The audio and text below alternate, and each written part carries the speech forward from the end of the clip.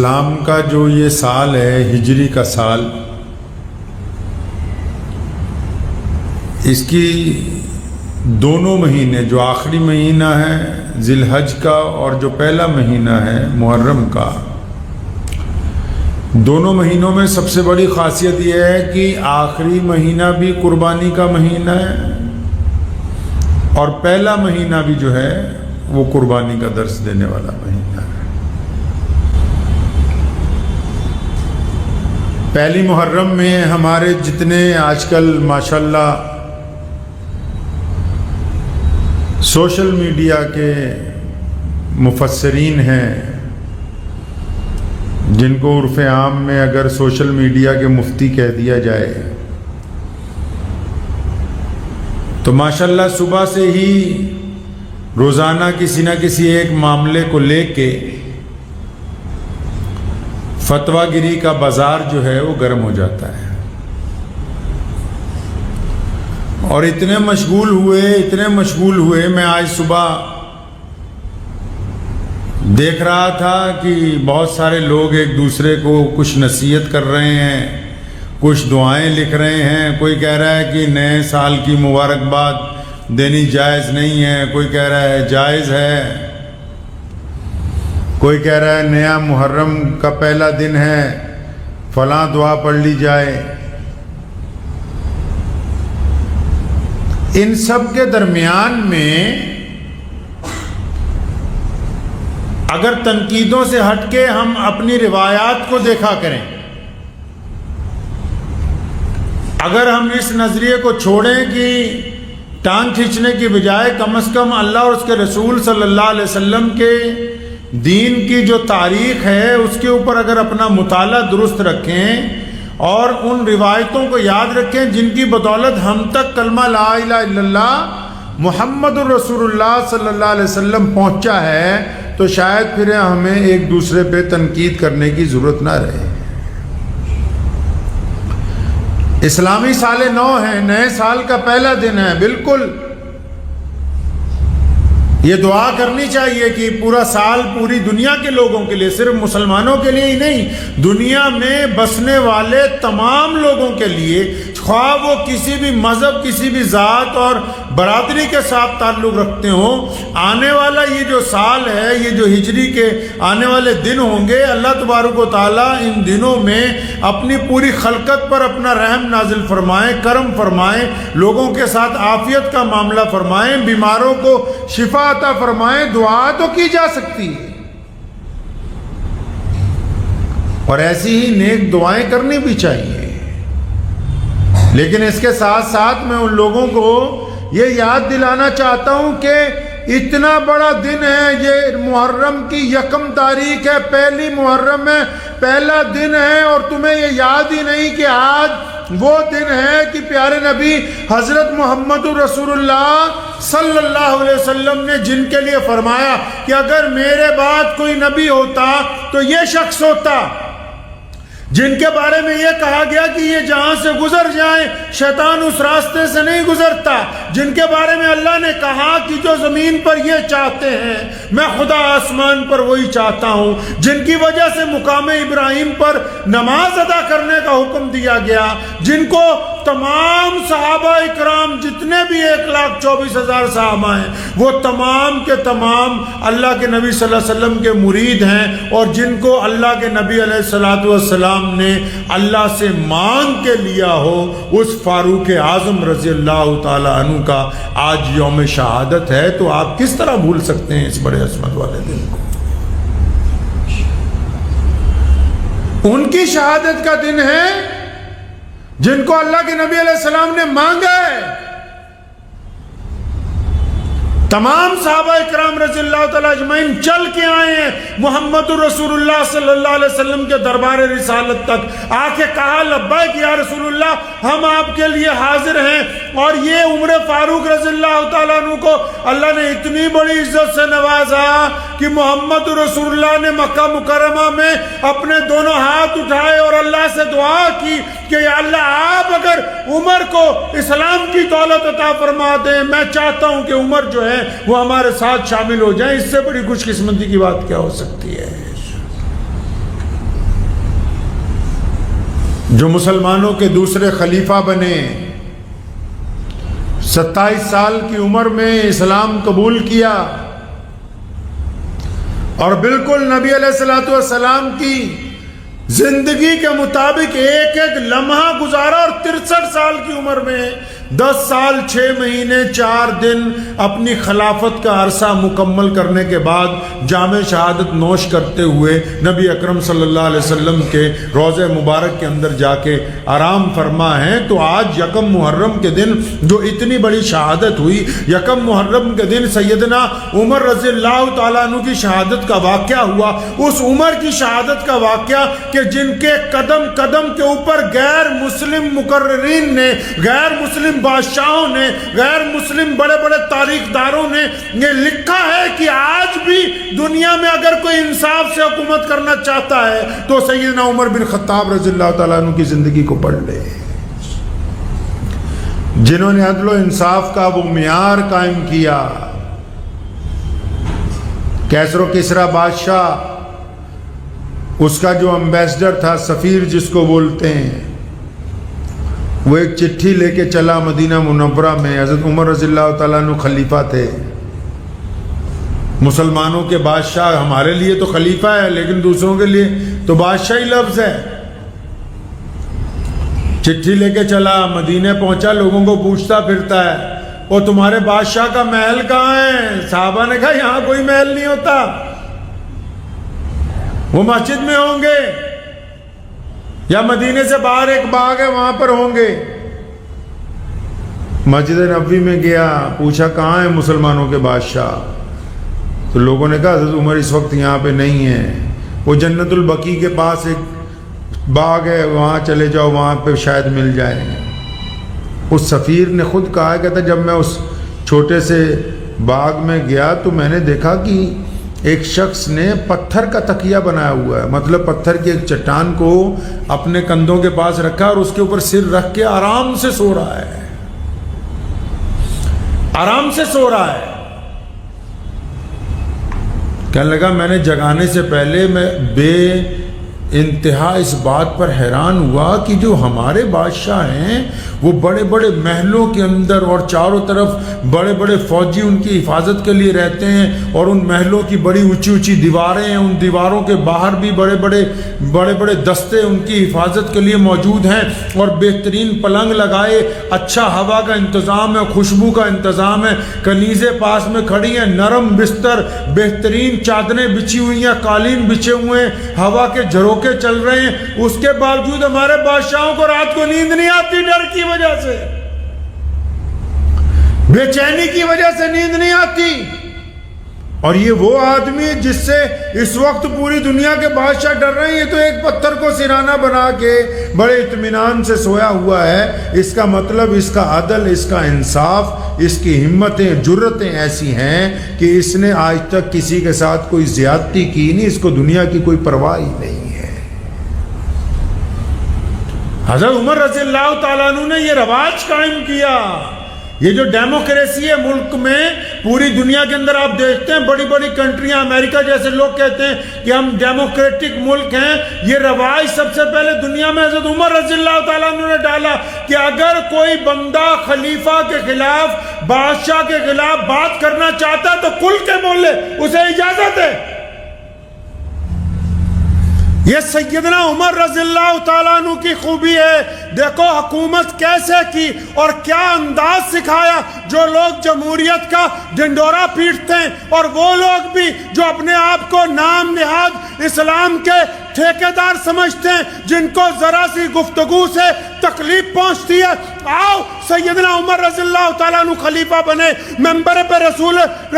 کریم صلی اللہ علیہ وسلم کے ممبر پر کھڑے ہوئے، اور ممبر رسول پر کھڑے ہو کے کہا کہ اے مسلمانوں، اے صحابہ، اگر میں کبھی غلط چلا، اگر مجھ سے کوئی غلط فیصلہ ہوا تو تم کیا کرو گے؟ تو ایک بدو اٹھتا ہے، ایک دیہاتی اٹھتا ہے، ایک پھٹے حال مسلمان اٹھتا ہے، کہنے لگا عمر خبردار، اگر تو اللہ اور اس کے رسول کے خلاف چلنے کی کوشش کرے گا تو یہ شمشیر تیرے اور ہمارے درمیان فیصلہ کرے گی۔ عمر رضی اللہ تعالیٰ عنہ خوش ہو گئے، فرمایا بس ایسے ہی لوگ چاہیے تھے، آج کیسے چاہیے؟ آج چمچے چاہیے، مرید چاہیے، چاپلوس چاہیے، تلوے چاٹنے والوں کی ضرورت ہے آج، جو آنکھیں بند کر کے کہتے رہیں کہ اگر یہ کفر کہہ رہے ہیں تو ہم کفر پہ لبیک کہہ دیں، اور اگر یہ حق کہہ رہے ہیں تو حق پہ لبیک کہہ دیں، اگر یہ گہرائی میں گرا دیں تو بس وہیں جا کر تلوے چاٹنے لگ پڑیں۔ آج وہ لوگ موجود نہیں ہیں آپ کے پاس، آپ کے دوستوں میں، معاشرے میں، جماعتوں میں، جو کم از کم اپنے امیر کو اتنا کہہ سکیں کہ حضرت جی یہاں آپ غلط چل رہے ہو، اللہ اور اس کے رسول کے معاملے کی یہ بات خلاف ہے۔ وہ بات ہی نہیں ہے، وہ انداز ہی نہیں ہے۔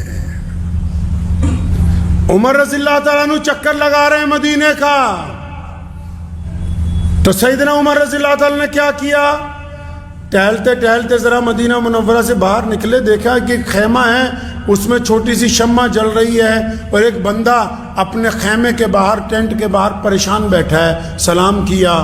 پوچھا ہاں بھائی کیا بات، مسافر ہو؟ کہنے لگا ہاں مسافر ہوں۔ کیا بات پریشان بیٹھے ہو؟ کہنا مدینے جانا تھا، راستے میں ہی دیر ہو گئی اس لیے باہر ہی رک گیا، اب صبح جاؤں گا۔ کہتا پریشان کیوں بیٹھے ہو آپ؟ کہنے لگا میری بیوی اندر ہے خیمے میں، اور میرے گھر میں بچہ ہونے والا ہے، وقت بہت قریب ہے، اب ہم میاں بیوی اکیلے ہیں، میں اس لیے پریشان ہوں، کوئی ساتھی نہیں ہے، کوئی عورت ہوتی، کوئی آس پاس کوئی دائی ہوتی تو میرا کام بن جاتا۔ تو وہ جب اس کو حضرت عمر رضی اللہ عنہ نے 2-3 سوال کیے تو پریشان سا ہو گیا، تلخی سے کہنے لگا بھائی یہ مجھ سے کیا لینا ہے، تم اپنے رستے جاؤ، میں اپنی پریشانی میں پریشان ہوں پہلے سے ہی۔ ہاں عمر رضی اللہ تعالیٰ عنہ اس کو چھوڑ کے فوراً گھر آئے، رات کا پہلا پہر ہے، گھر آئے رات کے پہلے پہر میں، آ کے اپنی زوجہ کو اٹھایا، فرمایا جلدی اٹھ جا، مدینے کے باہر جنت لٹ رہی ہے۔ بیٹیاں بھی سنیں، بہنیں بھی سنیں، مائیں بھی سنیں، ایسی ہوتے ہیں لوگ جن کے گھروں میں دین ہوتا ہے، جو نمازی ہوتے ہیں وہ ایسے ہوتے ہیں۔ یاد رکھو خدمت کرنا دینداروں کا کام ہے، اور دیندار وہی ہے جو خدمت کے لیے وقت نہ دیکھے، جو خدمت کے لیے وقت مقرر نہ کرے، جو جب کسی کو اس کی ضرورت محسوس ہو تو وہ اٹھ کے نکل پڑے، اسی کو اعلیٰ ترین خدمتگار کہتے ہیں۔ مشہور مقولہ ہے نا کہ عبادت سے جنت ملتی ہے، عبادت سے جنت، خدمت سے خدا ملتا ہے۔ امیر المومنین کی اہلیہ اٹھی، پوچھا کیا بات ہے میاں صاحب کہاں جانا ہے؟ فرمایا مدینے کے باہر ایک عورت کے بچہ ہونے والا ہے، وہ اکیلی ہے، اس کا شوہر پریشان ہے، چلو سارا ضروری سامان اٹھایا، بوری اپنے کندھے پہ لاد لی، سارا کھانے پینے کا سامان ہے، ضروری خواتین کا سامان ہے، لکڑیاں ہیں، سب کچھ اپنے کندھے پہ لادا۔ رات کو کسی غلام کو نہیں اٹھایا، ملازم کو نہیں اٹھایا، اپنے سیکیورٹی گارڈوں کو نہیں اٹھایا، لشکر والوں کو نہیں بلایا، فوراً چل پڑے۔ اب گئے تو اس آدمی کے پاس پہنچے، اس کو کہا کہ یہ میری زوجہ ہے، اجازت ہے یہ اندر جا کے تمہاری بیوی کی خبر گیری کرے گی؟ پریشان حال تھا، کہنے لگا ہاں اللہ تمہارا بھلا کرے جاؤ۔ تو وہ اندر چلی گئیں، اور یہ اس کے پاس بیٹھ گئے، عمر بن خطاب رضی اللہ تعالیٰ عنہ باتیں کرنے لگے۔ وہ دیہاتی آدمی تھا، ادھر ادھر کی باتیں کرنے لگے۔ باتیں کرتے کرتے اندر جب بچے کی پیدائش ہوتی ہے، جب بچے کو سنبھال لیا جاتا ہے، تو اندر سے حضرت عمر بن خطاب رضی اللہ تعالیٰ عنہ کی اہلیہ آواز مارتی ہیں کہ خوشخبری ہے امیر المومنین، آپ کا یہ جو دوست ہے نا، آپ کا یہ جو ساتھی ہے، اللہ نے اس کو بیٹا عطا کیا، مبارک ہو۔ اب وہ جو بندہ ساتھ میں بیٹھا ہوا تھا، اس کے پیروں کے نیچے سے زمین نکل گئی، اٹھ کے ہوا، کھڑا ہو گیا، فرمایا حضرت آپ عمر بن خطاب ہیں، آپ مسلمانوں کے بادشاہ ہیں، آپ امیر المومنین ہیں، مجھ سے تو بڑی گستاخی ہوئی، مجھے تو پتہ ہی نہیں تھا کہ آپ امیر المومنین ہیں۔ فرمایا پھر کیا ہوا؟ اگر تمہیں نہیں معلوم تھا، ہمارا کام ہے تمہاری خدمت کرنا۔ عمر رضی اللہ تعالیٰ عنہ رات کو چکر لگا رہے ہیں تو دیکھا ایک بڑھیا کے گھر کا دروازہ کھلا ہوا ہے، کھٹکھٹایا، اجازت لے کے اندر چلے گئے، پوچھا اماں پریشان لگ رہی ہے، کیا بات ہے؟ کیا بات ہے پریشان لگ رہی ہو؟ کہنے لگی بس کیا بتاؤں، گھر میں کوئی جوان نہیں رہا، سب لوگ جنگ میں کام آ گئے تھے، اکیلی ہوں، اناج نہیں ہے گھر میں، آج 2-3 دن ہو گئے۔ فرمایا وہ امیر المومنین کو اطلاع پہنچاتی، فرمان کہنے لگی کیا اسے خود نہیں پتا میں پریشان ہوں؟ اس بڑھیا نے حضرت عمر رضی اللہ تعالیٰ عنہ کو دیکھا نہیں تھا، تو فوراً واپس گئے، سارا سامان لے کے آئے اس کے گھر کے لیے۔ غلام نے کہا حضرت یہ بوریاں میں اٹھا لیتا ہوں۔ فرمایا نہیں نہیں، کیا قیامت والے دن بھی تو اٹھا سکتا ہے؟ جب سارا کچھ اس بڑھیا کے گھر میں اناج پہنچا دیا، لکڑیاں پہنچا دیں، گھی پہنچا دیا، تیل پہنچا دیا، ستو پہنچا دیا، کھجوریں پہنچا دی، سب کچھ پہنچا دیا، تو حضرت عمر رضی اللہ تعالیٰ عنہ، کون عمر؟ کون امیر المومنین رضی اللہ تعالیٰ عنہ، جن کی ایک آواز سے کیسر و کسریٰ کے محل لرزتے ہیں، جن کی آمد کا جب رن پڑتا ہے تو بڑے بڑے دشمن ہاتھ باندھ کر کھڑے ہوتے ہیں، جن کا نام سن کر قلعے فتح ہو جاتے ہیں۔ اب کیا کر رہے ہیں؟ لکڑیاں چولہے میں لگا کے ان کو آگ لگا کے پھونکے مار رہے ہیں، اور وہ لکڑیاں تھوڑی سیلی ہونے کی وجہ سے دھواں چھوڑ رہی ہے، آپ کی آنکھوں میں بھی پانی نکل رہا ہے، دھوئیں کی وجہ سے تکلیف ہو رہی، لیکن پورا زور لگا رہے بھی یہ چولہا جل جائے، آٹا گوندھ دیا ہے تاکہ اس اماں کو کچھ روٹیاں بنا کے دوں۔ کون؟ عمر رضی اللہ تعالیٰ عنہ کے قلم سے روزانہ لکھا جاتا کہ آج فلاں کو گورنر بنا دیا، آج فلاں کو اتار دیا، آج فلاں کو فلاں علاقے کا حکمران بنا دیا۔ اب ادھر مسجد نبوی میں ضرورت پڑی، باہر کے ملکوں کے امبیسڈر سفیر آئے ہوئے بیٹھے کہ مسلمانوں کے بادشاہ سے ملنا ہے، امیر المومنین سے ملنا ہے۔ حضرت عثمان رضی اللہ تعالیٰ عنہ اور حضرت عبد الرحمن بن عوف ڈھونڈ رہے ہیں بھئی کہاں ہے امیر المومنین، یہ بہت ضروری کام ہے، یہ دستخط ہونے ابھی ضروری ہے، یہ حکم نامہ جانا ہے، امیر المومنین کہاں ہے؟ تو کسی نے بتایا کہ فلاں محلے میں فلاں جو بوڑھیا ہے نا، اس کے گھر میں آٹا گوندھ رہے تھے، اور آخری بار جب میں نکلا تو چولہا جلانے کی کوشش ہو رہی تھی۔ سیدھا پہنچے یہ اصحاب وہاں پر، جا کے دیکھا عمر رضی اللہ تعالیٰ عنہ چولہے میں لکڑیاں دے کے اس کو جلا رہے ہیں، دھواں دھواں ہوا پڑا ہے، داڑھی مبارک میں سے بھی دھواں نکل رہا ہے۔ سلام کیا کہ حضرت وہ فلاں کام رہ گیا، اشارہ کیا کہ نہیں، پہلے اس بڑھیا کو جب سب کچھ بنا کے دے دیا تو عثمان رضی اللہ تعالیٰ عنہ نے اس بڑھیا کو کہا اماں اب سب کچھ ٹھیک ہے، اب ضرورت کی چیزیں ساری آ گئیں؟ ہاں اماں آ گئیں۔ تو اماں سے پوچھا کہ اب کوئی بات تو نہیں؟ کہنے لگی بات تو اب بس یہ ہے کہ میں اللہ کے نبی صلی اللہ علیہ وسلم سے جب میں چلی جاؤں گی اس دنیا سے، جا کے اپنے خلیفہ کی شکایت کروں گی۔ جب اتنا سننا تھا امیر المومنین رونے لگے، اسے پتہ ہی نہیں کہ یہ عمر بن خطاب ہیں۔ عثمان نے کہا رضی اللہ عنہ نے، اے اماں جی امیر المومنین کو کیا پتا کہ تو کس حال میں ہیں، ان کو کیا خبر؟ اور اس دور میں تو نیٹ نہیں تھا، واٹس ایپ نہیں تھا، ویڈیو کلپ نہیں بنتے تھے۔ سنو اس بوڑھیا نے کیا کہا، اسلام کا شعار سنو، مسلمانوں اپنی تاریخ میں یہ دیکھو کہ اس کس انداز سے خدمت انجام دی جاتی ہے، حکمران کیسے ہوتے ہیں، معاملات کیسے طے کیے جاتے ہیں۔ اس بوڑھی عورت نے اسلام کا فلسفہ بیان کیا، کہنے لگی اچھا اگر امیر المومنین کو یہی نہیں پتا کہ ایک بوڑھیا کس حال میں ہے، پھر حکومت کیوں کرتے ہیں؟ حکومت چھوڑ دینی چاہیے۔ آج کوئی کہہ دے گا کسی حکمران کو اتنی سی بات؟ آج ذرا کسی ملازم کو ہی کہہ کے دیکھ لو،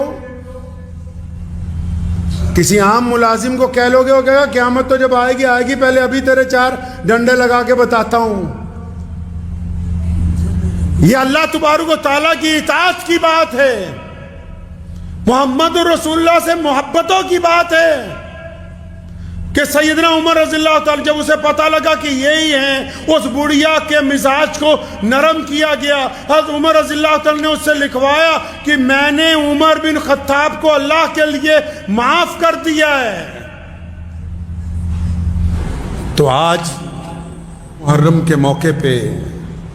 سیدنا عمر رضی اللہ تعالیٰ عنہ کی سیرت اگر بیان کی جائے وہ تو بہت طویل ہے، لیکن جو ان کی خدمات ہیں نا، اس میں جہاں ان کا جاہ و جلال ہے، جہاں عدل ہے، جہاں انصاف ہے، اس کے ساتھ ساتھ جو خدمت کا جذبہ ہے، جو غریبوں کے ساتھ عاجزی ہے، انکساری ہے، جو محبتیں ہیں، جو پیار ہے، جو خلوص ہے، اس کو بھی ہم نے اپنے ساتھ ساتھ اپنانا ہے انشاءاللہ تعالی۔ اور دیکھیں اسلام نے کتنی خوبصورتی کے ساتھ ہمیں یہ نیا سال عطا کیا ہے۔ آخری سال جو ہے وہ ذی الحجہ کا ہے، کس کے نام پہ؟ ابراہیم علیہ السلام کے نام پہ۔ کس بات کے لیے؟ کہ ابراہیم علیہ السلام نے قربانی دی تھی۔ آخری مہینہ کس بات کی علامت ہے؟ کہ ہم قربانی دینے کا جذبہ رکھتے ہیں۔ اور پہلا مہینہ سیدنا عمر بن خطاب رضی اللہ تعالیٰ عنہ کی شہادت 1 محرم کو، اور پھر آگے یوم عاشوراء آ رہا ہے۔ امیر المومنین خلیفۃ المسلمین حضرت مولا علی کرم اللہ وجہہ کے لخت جگر، مسلمانوں کے رہنما، قیامت تک حق اور انصاف کے علم بردار، پیارے نبی صلی اللہ علیہ وسلم کے لخت جگر، سیدنا فاطمۃ الزہرا کی آنکھوں کا نور، سیدنا امام حسین رضی اللہ تعالیٰ عنہ کی شہادت کا دن آ رہا ہے۔ یعنی ہمارا آخری مہینہ بھی اسلامی سال کا ہمیں قربانی کا درس دیتا ہے، اور پہلا مہینہ بھی اسلامی سال کا ہمیں قربانی کا درس دیتا ہے۔ اس لیے اپنے اندر جذبہ پیدا کیجئے، اور قربانی جب وقت آتی ہے میدان میں دی جاتی ہے، لیکن اس کے ساتھ ساتھ قربانی مال کی دی جاتی ہے، اس کے ساتھ ساتھ قربانی بعض اوقات غصے کی دی جا سکتی ہے، اس کے ساتھ ساتھ قربانی بعض اوقات دوسروں کو راضی کرنے کے لیے، اپنے عزیز و اقارب کو راضی کرنے کے لیے اپنی جھوٹی انا کی دی جاتی ہے، قربانی اپنے تکبر کی بھی دی جاتی ہے، قربانی اپنے گھمنڈ کی بھی دی جاتی ہے۔ تو اس لیے